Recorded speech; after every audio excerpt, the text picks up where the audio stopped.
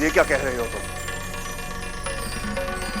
महादेव शिव का विवाह, वो भी हिमालय राज की पुत्री पार्वती के साथ? जी हाँ दानवराज, मैंने सुना है कि ये विवाह स्वयं पितामह ब्रह्मदेव करवा रहे हैं। इसका मतलब है ये विवाह मेरी मृत्यु की ओर बढ़ता हुआ कदम है, और इस कदम की आहट मुझे सुनाई पड़ने लगी है।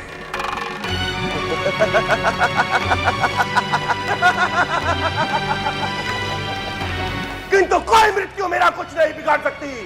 मैं हर उस कदम को तोड़ दूंगा जो मृत्यु बनकर मेरी तरफ बढ़ेगा।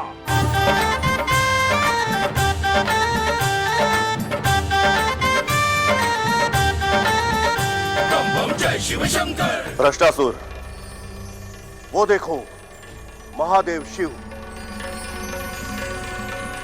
आज महादेव शिव का विवाह है, परंतु यह विवाह होना नहीं चाहिए।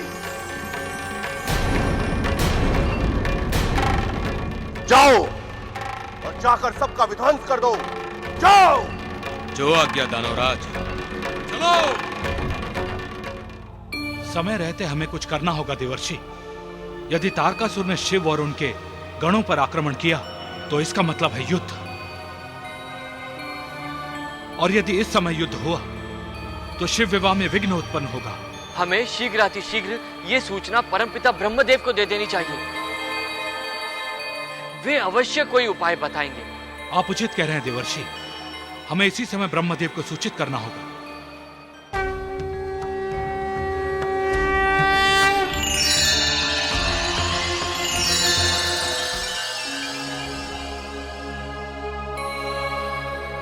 ब्रह्मदेव, तारकासुर की सेना शिव विवाह में विघ्न उत्पन्न करने के लिए आ रही है। यदि वे आक्रमण करते हैं तो इसका अर्थ है प्रत्यक्ष युद्ध। महादेव शिव और उनके शिवगण चुप नहीं बैठेंगे। यदि प्रत्यक्ष युद्ध होता है तो यह विवाह रुक जाएगा पितामह। ये विवाह नहीं रुकेगा देवेंद्र। भगवान विष्णु, इस विवाह की पवित्रता आपके हाथों में है। आप चाहें तो ये पवित्रता बनी रहेगी। भगवान विष्णु, दानवों का विनाश कीजिए। इस विवाह की पवित्रता अवश्य बनी रहेगी ब्रह्मदेव। महादेव शिव और देवी पार्वती का विवाह विघ्न रहित होगा।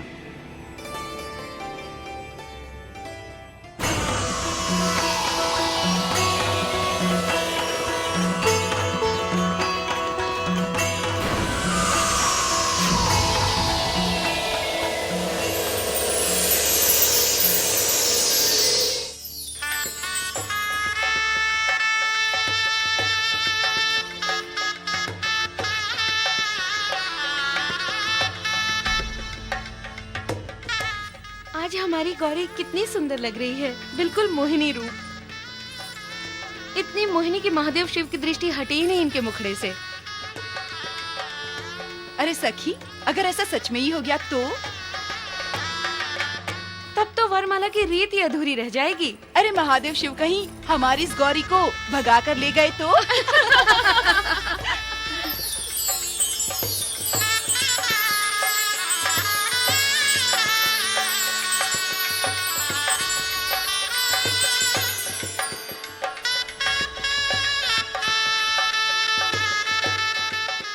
अरे जल्दी करो जल्दी, बारात आ चुकी है। क्या?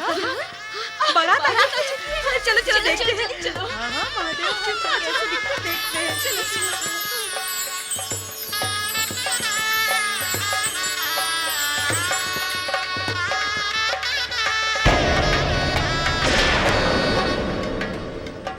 ये महादेव का रूप, क्या इसके साथ होगा हमारी गौरी का विवाह?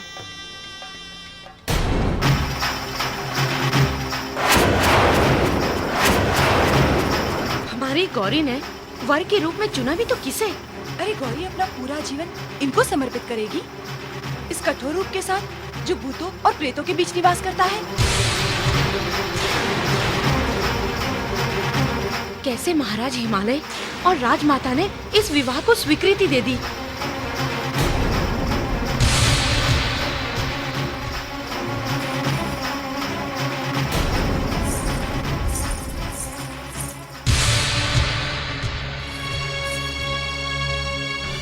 क्या बात है? ये विवाह नहीं होगा स्वामी।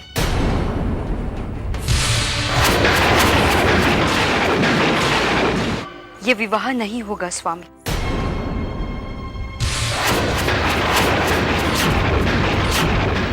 मैं अपने फूल से कोमल बच्चे का हाथ उन हाथों में नहीं दे सकती जिन हाथों में कोमलता ही नहीं हो। आप जिनकी बात कर रही हैं वे महादेव हैं, देवादिदेव हैं। परंतु स्वामी, मुझे अपने पार्वती के विवाह के लिए कोई महादेव या देवादिदेव नहीं चाहिए। मुझे मेरे पार्वती के लिए तो देव चाहिए। देव जो देवता जैसा दिखे। क्या आपने देखा नहीं स्वामी, महादेव किस रूप को धारण करके आए हैं विवाह के लिए? ऐसा कोई आता है भला अपने विवाह में? और बारातीगण भी ऐसे हैं जैसे भूत प्रेत की बस्ती उठ के चली आई हो। मैं अपनी पार्वती का विवाह महादेव शिव से नहीं करूंगी। ये आप क्या कह रही हैं? ये मेरा अंतिम निर्णय है स्वामी। आप माने या न माने स्वामी। नारायण नारायण।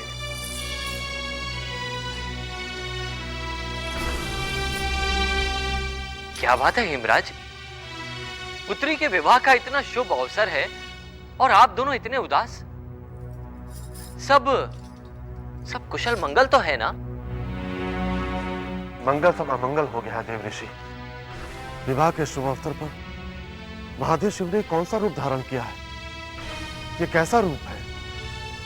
महारानी को उनका रूप नहीं भा रहा है। नारायण नारायण। आप मुस्कुरा रहे हैं देव ऋषि। इस बेमेल जोड़े से कोई प्रसन्न नहीं है। विवाह का सारा उत्साह ठंडा पड़ गया है। बस इतनी छोटी सी बात? ये छोटी सी बात आपके लिए हो सकती है देवर्षि, मेरे लिए नहीं। क्योंकि मैं एक माँ हूँ देवर्षि। मेरे भी कुछ आशाएं हैं, मेरे भी कुछ सपने हैं। मैं अपने सपनों को यूं टूटता हुआ नहीं देख सकती देवर्षि। पुत्री का विवाह केवल एक बार होता है। पुत्र की डोली माँ पिता के घर से केवल एक ही बार उठती है। और महादेव शिव को हमारे भावनाओं की बिल्कुल चिंता नहीं।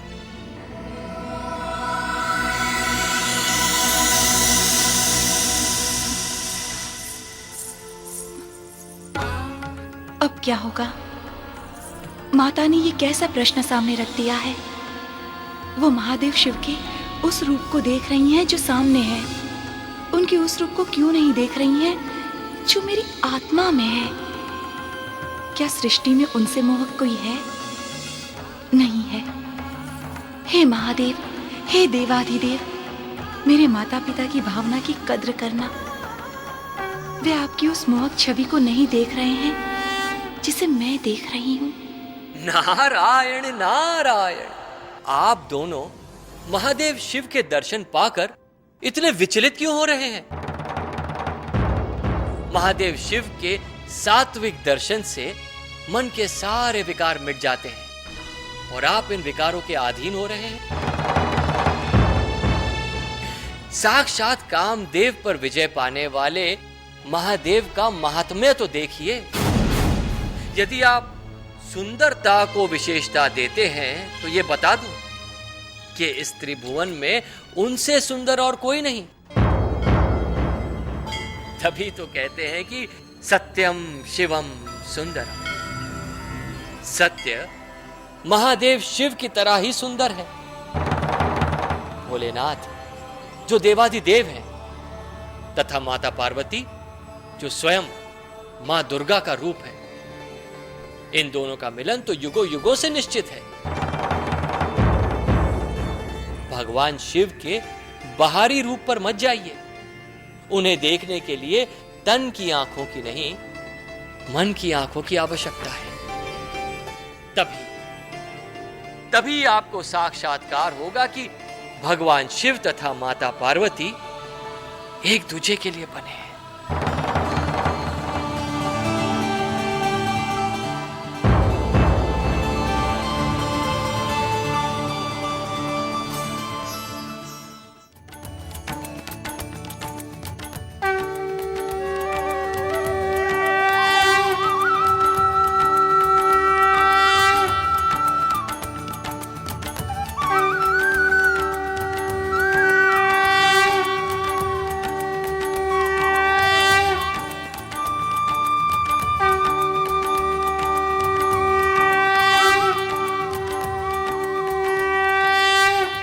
विश्वात्मिका धारयसीह विश्वं विश्वेश्ववन्द्या भवती भवन्ति विश्वाश्रया ये त्वयि भक्तिनम्राः शरणागत दीनार्थ परित्राण परायणे सर्वस्यार्ति हरे देवी नारायणी नमोस्तुते। शिव शंभु हाथ पधारे, देवों ने खुशी मनाई, पहनाई पार्वती ने माला, शिव ने भी पहनाई।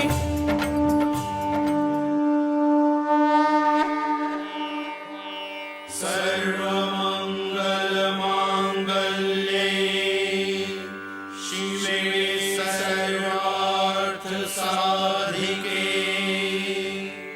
शरण्ये त्र्यंबके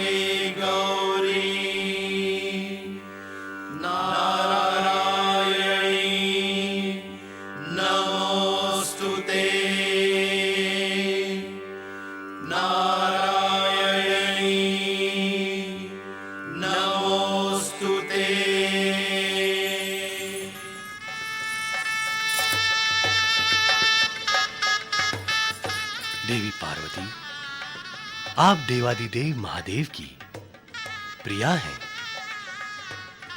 बिना आपके शिव अधूरे हैं। आपके और महादेव शिव की जोड़ी को युगों युगों तक स्मरण किया जाएगा। हे देवी पार्वती, आप संसार के हर सुहागन की आदर्श कहलाएंगे।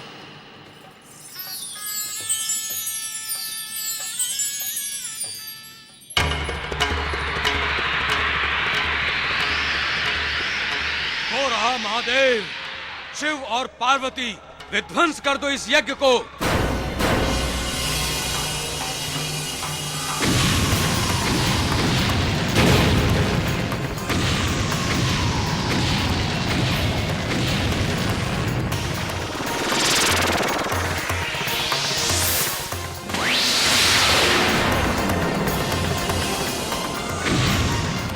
ये चक्र क्यों नहीं टूट रहा है? लगता है ये विष्णु का सुदर्शन चक्र है भ्रष्टासुर। लेकिन हम इसे तोड़ेंगे। यदि हम इसे नहीं तोड़ सके तो ये हमारी पराजय है।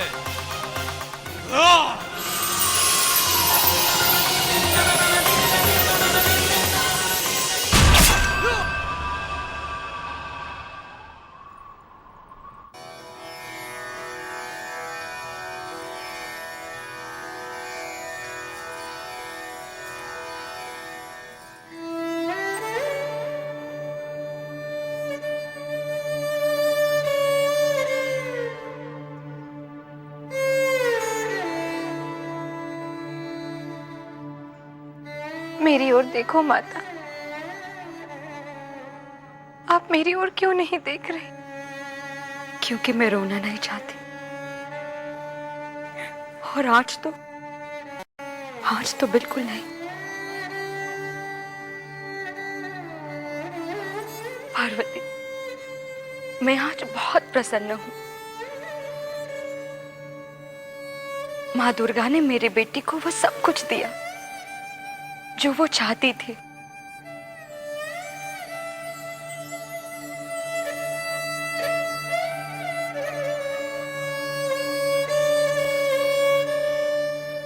माँ दुर्गा ने मुझे भी सब कुछ दिया जो एक माँ को चाहिए था।